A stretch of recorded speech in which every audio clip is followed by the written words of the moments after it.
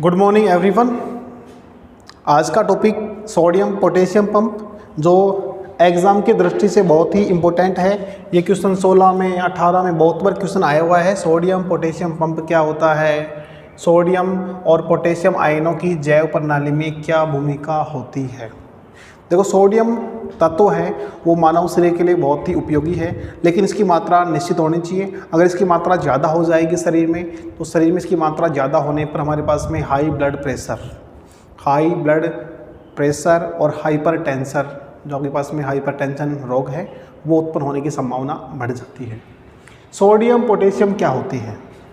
देखो, हमारे शरीर में सोडियम आयन और पोटेशियम आयन, इनकी रासायनिक क्रिया हैं वो लगभग समान होती है। इनकी रासायनिक प्रक्रियाएं हैं वो लगभग समान होती हैं। पोटेशियम हमारे जो कोशिका के आंतरिक जीव द्रव्य है उसमें पाया जाता है। सोडियम आपके पास में कोशिका का जो बाह्य जीव द्रव्य है उसमें पाया जाता है। ये दोनों आपके पास में दोनों आयनों एक दूसरे से स्थानांतरित होते रहते हैं और आपके पास में कोशिका को स्फीत अवस्था में बनाए रखते हैं। ठीक है, आपके पास में जो पोटेशियम आयन है, पोटेशियम आयन जीव आपके पास में जो कोशिका भित्ति के अंदर, आपके पास में कोशिका के अंदर इनका जो आकार है आपके पास में कितना होता है, 0.15। इनकी जो सांद्रता है वो 0.15 होती है, 0.15 होती है। कोशिका के बाहर इनकी जो आपके पास में सांद्रता होती है वो 0.04 होती है। ठीक है, ये पोटेशियम की है, ये आपके पास में अंदर की है, ये बाहर की है। ठीक है, इसी के अकॉर्डिंग आपके पास में अपन बात करें सोडियम आयन की बात करें, सोडियम आयन की आपके पास में सांद्रता है वो आपके पास में बाहर की 0.15 है। जो भीतर वाली है, जो बाहर वाली है आपके पास में, वो आपके पास कितनी है, 0.01 है। जो आपके पास में भीतर वाली है वो आपके पास में 0.15 है। यानी आपके पास में पोटेशियम आयन सोडियम आयन को स्थानांतरित करते रहते हैं। आपके पास में ये प्रक्रिया बार बार चलती रहती है, जिसको आप सोडियम पंप कहते हैं। क्या कहते हैं? सोडियम पंप कहते हैं। सोडियम पंप की सहायता से आप कह सकते हैं कि आपके पास में जो कोशिका है वो स्फीत अवस्था में बनी रहती है। ठीक है, जिसको जीव द्रव्य है वो आपके पास में स्फीत अवस्था में बना रहता है। तो इसको हम समझें डिटेल से।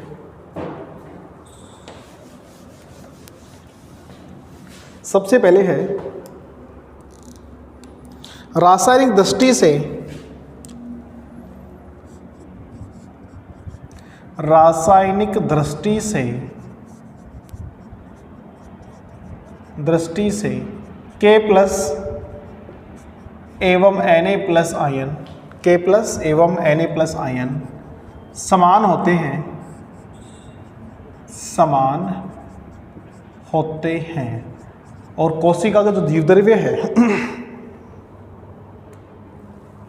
Na प्लस आयन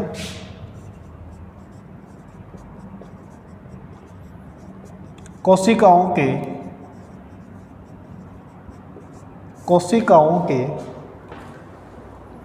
बाहर के जीव द्रव्य में सांद्रित रहते हैं, सांद्रित होते हैं, जबकि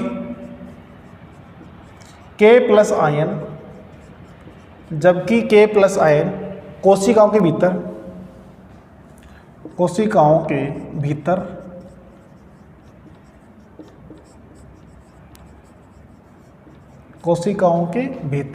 जीव द्रव्य में सांद्रित होते हैं, जीव द्रव्य में सांद्रित होते हैं।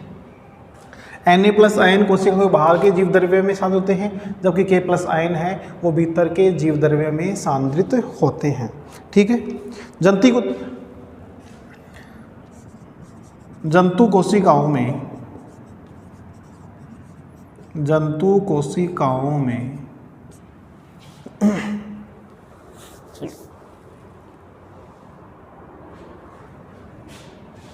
जंतु कोशिकाओं के भीतर K प्लस आयनों की सांद्रता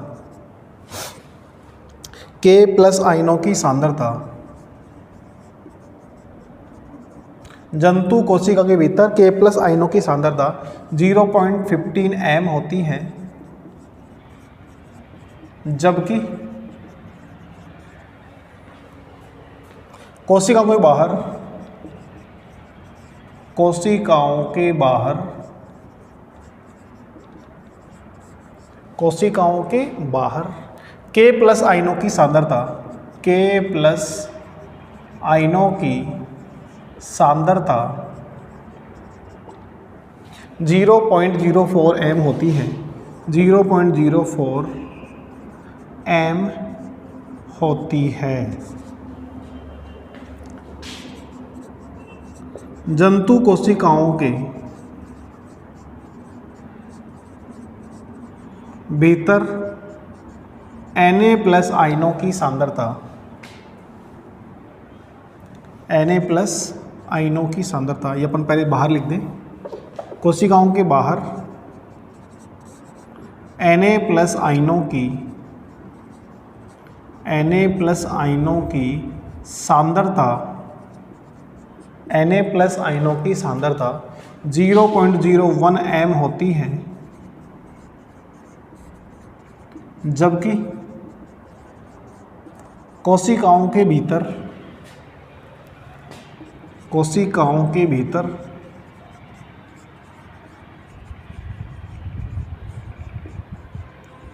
Na प्लस आयनों की सांद्रता,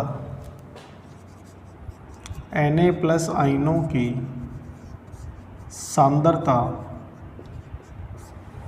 Na प्लस आयनों की सांद्रता 0.15 m होती है, 0.15 m होती है। कहने का मतलब आपके पास में जो K प्लस आयन है, Na प्लस आयन है, वो रासायनिक दृष्टि से समान होते हैं। आपके पास में कोशिका को स्थिर अवस्था में बनाए रखने के लिए इन दोनों की भूमिका बहुत ही महत्वपूर्ण होती है। पोटेशियम आयन की, K प्लस आयन की। K प्लस आयन है वो कोशिका के भीतर के जीव द्रव्य में पाए जाते हैं, Na प्लस आयन है वो कोशिका के बाहर के जीव द्रव्य में पाए जाते हैं। कोशिका के भीतर के जीव द्रव्य में होंगे K प्लस आयन, भीतर K प्लस आयनों की सांद्रता है वो कितनी होगी, 0.15 m होगी, 0.15 m होती है। जबकि बाहर के आपके पास में K प्लस आयनों की सांद्रता है वो कितनी होती है, 0.04 m होती है। Na प्लस आयनों की बात करें, Na प्लस आयन की जो सांद्रता है बाहर की साइड में वो कितनी होगी, 0.01 m होती है। जबकि कोशिका के भीतर आपके पास में Na प्लस आयनों की सांद्रता कितनी होगी, वही आपके पास में 0.15 m होती है। ठीक है।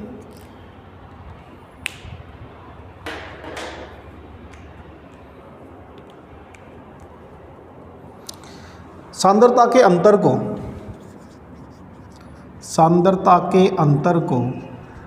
बनाए रखने के लिए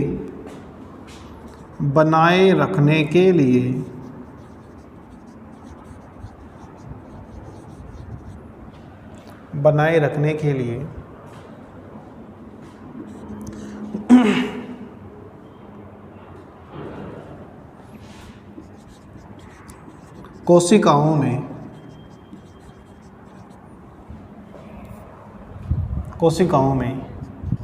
Na प्लस और K प्लस सोडियम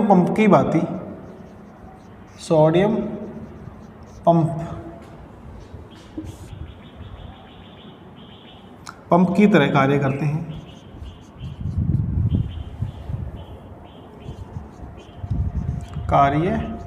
करते हैं, जिससे कोशिकाएं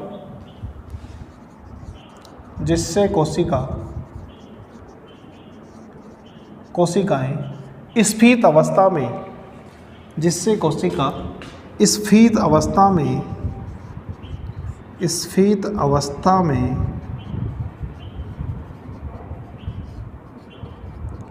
अवस्था में बनी रहती हैं।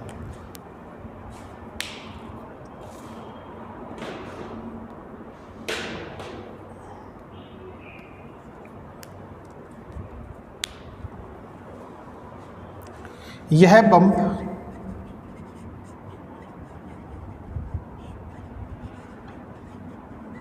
कोशिकाओं में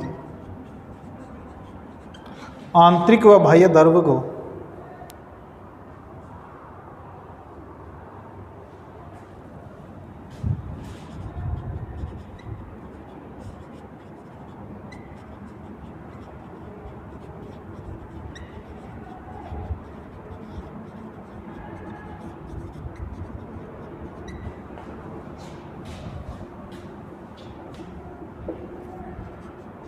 संतुलन बनाए रखता है संतुलन बनाए रखता है। यह पंप कोशिकाओं में बाह्य एवं आंतरिक कोशिका द्रव्य में संतुलन बनाए रखता है। नेक्स्ट है इसी में, इन आयनों के परिवहन के लिए आवश्यक, इन आयनों के परिवहन के लिए आवश्यक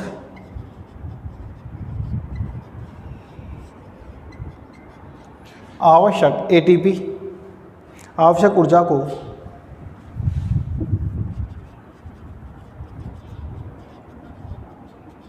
एडिनो ट्राइफॉस्फेट एटीपी के जल अपघटन के द्वारा, एटीपी के जल अपघटन के द्वारा,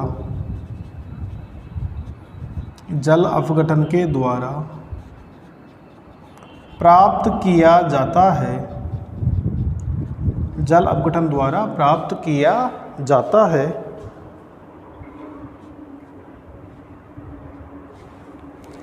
इस प्रकार परिवहन के लिए, इस प्रकार के परिवहन के लिए, इस प्रकार के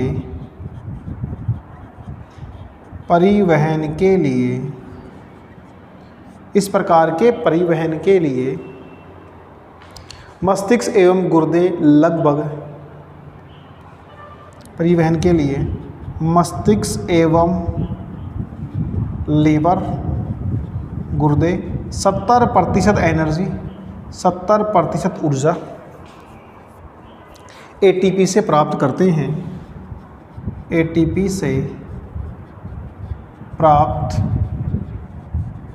करते हैं, एटीपी से प्राप्त करते हैं।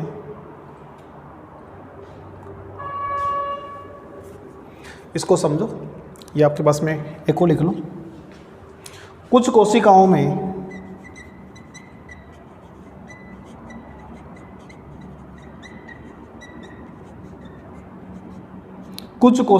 में प्रत्येक जल अपघटित अणु,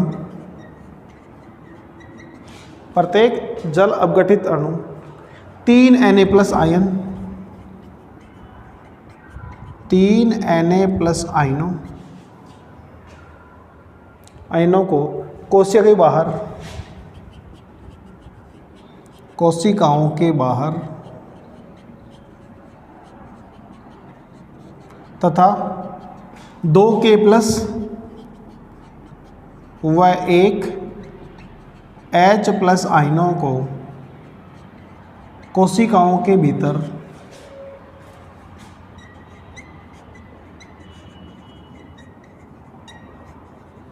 कोशिकाओं के भीतर धकेल देते हैं।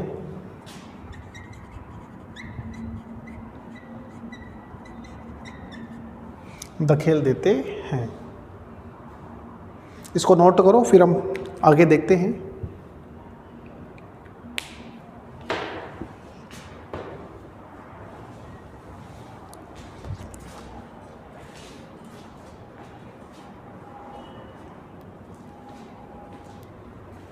रासायनिक दृष्टि से K+ Na+ आयन क्या होते हैं? समान होते हैं। Na+ आयन कोशिका के बाहर के जीव द्रव्य में सांद्र रहते हैं, जबकि K+ आयन है वो कोशिका के भीतर वाले जीव द्रव्य में रहते हैं। जंतु कोशिका के जो आपके पास में भीतर K+ आयन है उनकी सांद्रता आपके पास में 0.15 होती है, जब बाहर होंगे तो 0.4 होगी। जंतु कोशिका में आपके पास में Na+ आयन कोशिका के भीतर होंगे तो वही आपके पास में 0.15 होंगे, बाहर होंगे तो 0.01 m होंगे। सांद्रता के अंतर को बनाए रखने के लिए आपके पास में सोडियम आयन बाहर निकलेगा, पोटेशियम आयन अंदर जाएगा, तो आपके पास में सांद्रता चेंज नहीं होगी, 0.15 ही रहेगी। सांद्रता के अंतर को बनाए रखने के लिए कोशिकाओं में Na+, K+ सोडियम पंप की भांति कार्य करते हैं, जिससे कोशिकाएं स्फीत अवस्था में बनी रहती हैं। कोशिका आपके पास में स्फीत अवस्था आपके पास में फूली अवस्था में बनी रहती हैं, उनके जीव द्रव्यों में किसी प्रकार का परिवर्तन नहीं आता है।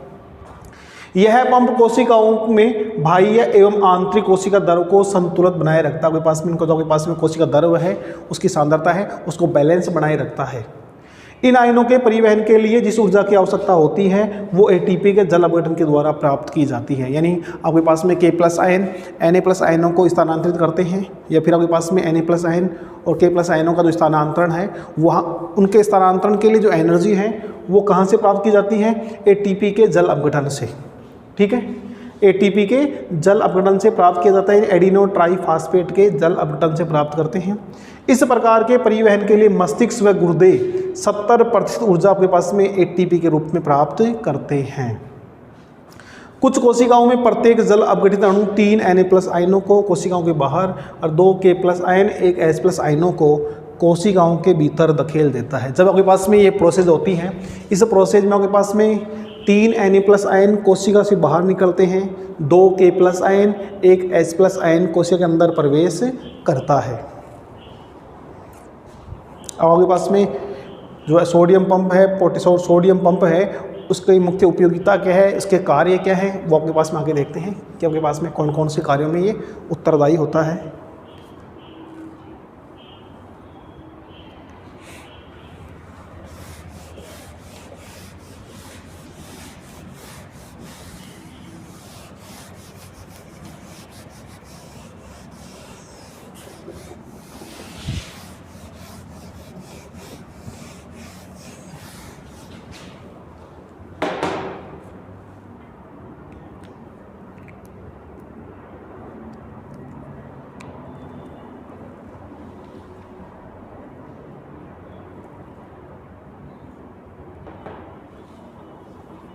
K+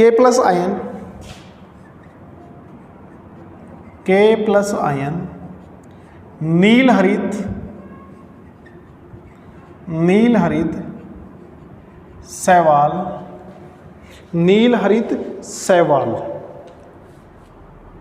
के अतिरिक्त सभी प्राणियों में उपस्थित होता है। सभी प्राणियों में उपस्थित होता है।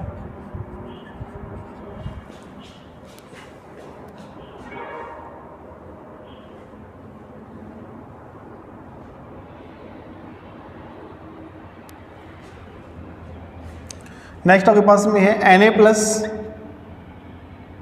और K+ आयनों का Na+ और K+ आयनों का संतुलन।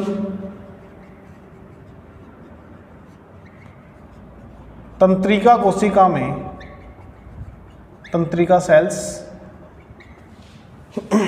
तंत्रिका कोशिकाओं के संचालन के लिए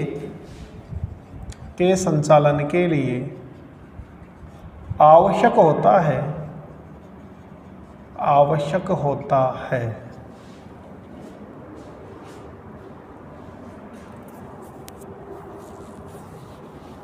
यानी आपके पास में मस्तिष्क में, गुर्दे में जो आपके पास में Na+ K+ आयनों का ट्रांसफर होता है, उसकी जो 70% एनर्जी, लगभग 70% जो एनर्जी है वो कहाँ से प्राप्त होती है? एटीपी से प्राप्त होती है। K+ आयन आपके पास में नील हरित शैवाल के अंदर नहीं पाए जाते, बाकी सभी प्राणियों में प्रेजेंट होते हैं। Na+ K+ आयन का जो संतुलन है, बैलेंस है, वो तंत्रिका कोशिका के संचालन के लिए आवश्यक होता है। ठीक है, आगे नेक्स्ट है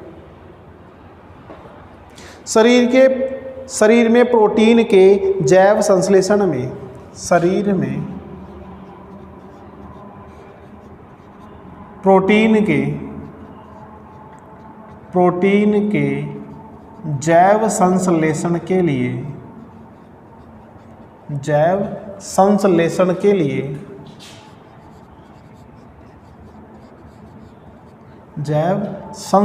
के लिए K+ आयनों की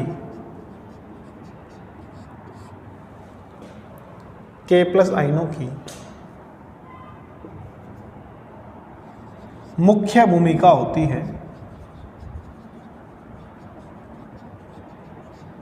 K+ आयनों की मुख्य भूमिका होती है।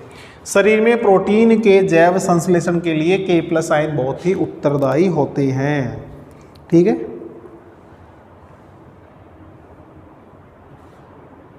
K+ आयन ग्लूकोज के उपापचय व एंजाइम के उत्प्रेरण के लिए आवश्यक होते हैं। K प्लस आयन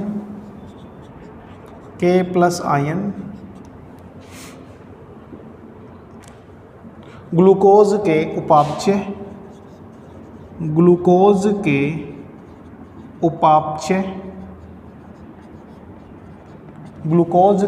उपापचय एवं एंजाइमों के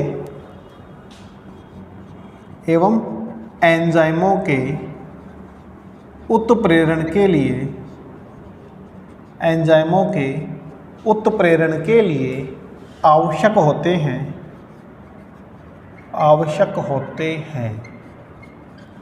यानी K प्लस आयन है वो ग्लूकोज के उपापचय के लिए और आपके पास में एंजाइम के उत्प्रेरण के लिए बहुत ही उपयोगी होते हैं। छोटी आंत से ग्लूकोज तथा ग्लैक्टोज के अवशोषण में व एमिनो एसिड के अवशोषण में Na+ आयनों की मुख्य भूमिका होती है। छोटी आंत से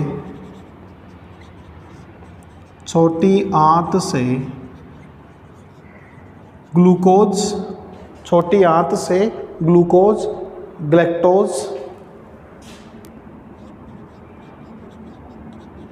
एवं एमिनो एसिड के अवशोषण में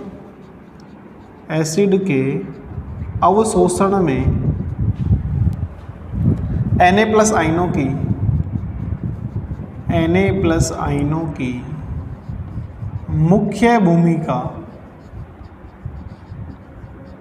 मुख्य भूमिका होती है। छोटी आंत से ग्लूकोज ग्लैक्टोज व एमिनो एसिड के अवशोषण में Na+ आयनों की मुख्य भूमिका होती है।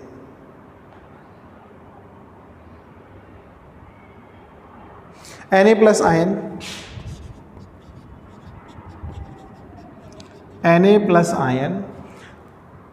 हृदय गति को प्रारंभ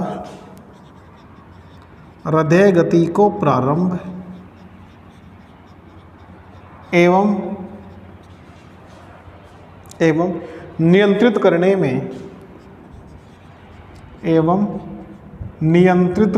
में सहायक होते हैं। Na+ आयन है वो आपके पास में हृदय की गति को प्रारंभ करने में, उसको नियंत्रित करने में सहायक होते हैं। इसको नोट करो आप।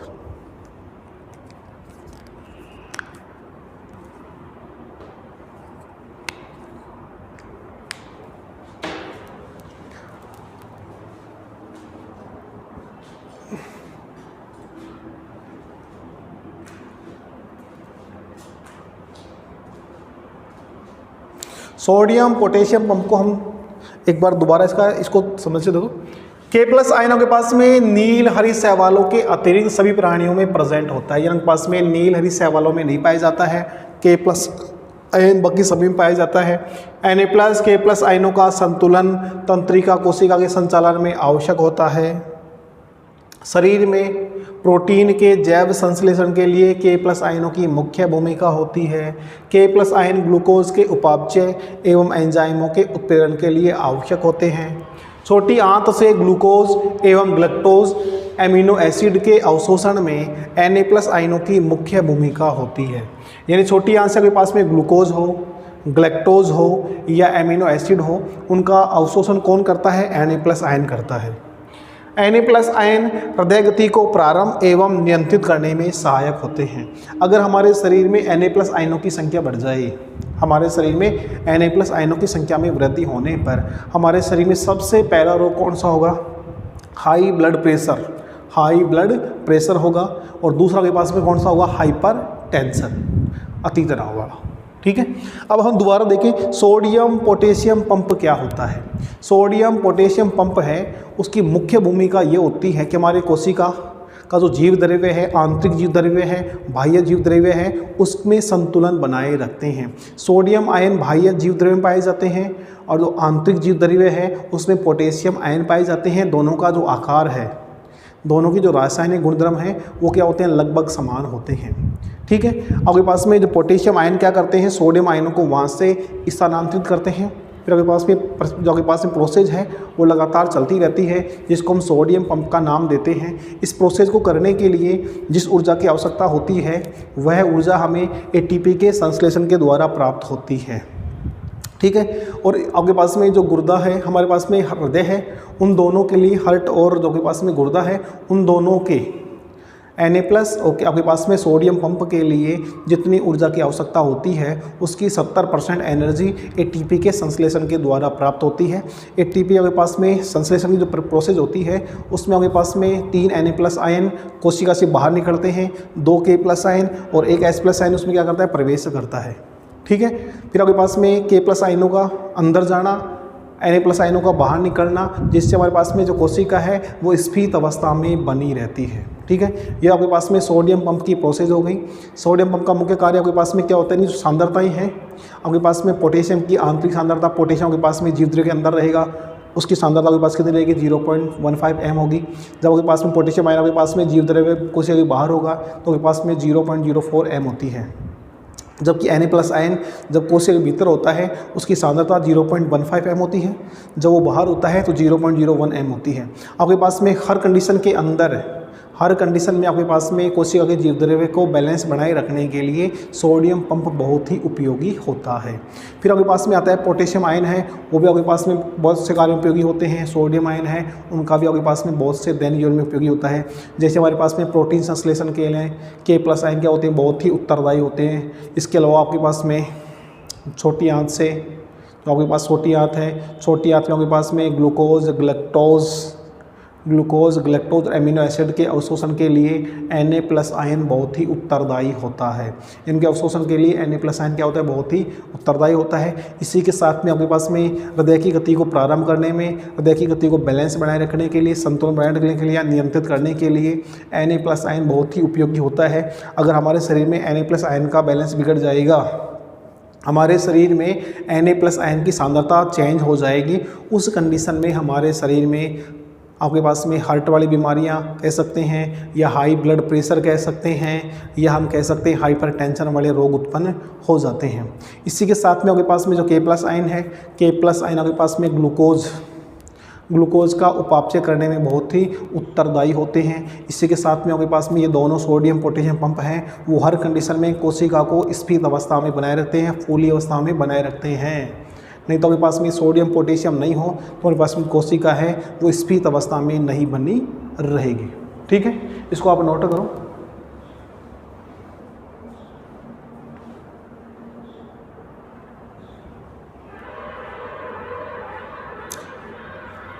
और जो हमारे पास में K+ आयन है, K+ आयन आपके पास में नील हरित शैवाल में नहीं पाए जाएंगे, बाकी सभी जितनी भी आपके पास में सेल्स हैं उनमें आपके पास में ये प्रेजेंट होंगे।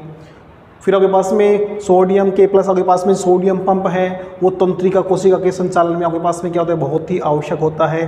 कुछ कोशिकाओं में आपके पास में क्या होता है, जो कुछ कोशिकाएं हैं उसमें प्रत्येक जल अपघटन की प्रोसेस के अंदर आपके पास में 3 Na+ आयन कोशिका से बाहर निकलते हैं, 2 K+ आयन, 1 H+ आयन कोशिका में प्रवेश करता है। भाई मैन आपके पास में सोडियम पंप है, उसकी मुख्य भूमिका है कि आपके पास में कोशिका का जो भीतर और बाह्य जीवद्रव्य है उसको बैलेंस बनाए रखना, ठीक है। नेक्स्ट टॉपिक आपके पास में है साइटोक्रोम C। साइटोक्रोम C, जिन जीवों में O2 की आवश्यकता होती है, जिन जीवों में O2 की आवश्यकता होती है उनमें साइटोक्रोम पाया जाता है। साइटोक्रोम 3 प्रकार का होता है, साइटोक्रोम A, साइटोक्रोम B और साइटोक्रोम C। अब तक आपके पास में जो साइटोक्रोम C है उसकी संरचना ज्ञात है, साइटोक्रोम A और साइटोक्रोम B की संरचना ज्ञात नहीं है, ठीक है। साइटोक्रोम में आपके पास में क्या होता है, तो आपके पास में साइटोक्रोम है वो भी आपके पास में हीम प्रोटीन है, वो आपके पास में 4 पायरोल वलय पाई जाएंगी, उनके बीच आपके पास में मैथिन ग्रुप होंगे, फिर वहाँ पे CH3 जुड़ा होगा। इसमें आपके पास में प्रोटीन सल्फर के बीच में ऐड होता है, इसकी संरचना को हम नेक्स्ट वीडियो में देखेंगे। तुम्हारा नेक्स्ट वीडियो होगा उसमें क्या होगा, साइटोक्रोम C को हम डिटेल से पढ़ेंगे, ठीक है। धन्यवाद।